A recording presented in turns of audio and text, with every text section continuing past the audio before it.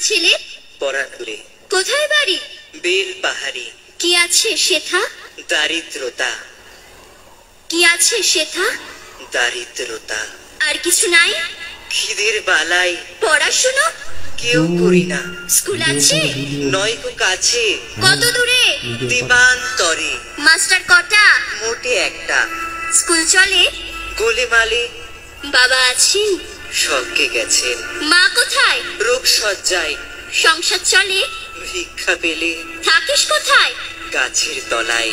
ঝড় বাদলে? ভিজি জলে। ডাক্তারখানা? একটাও না।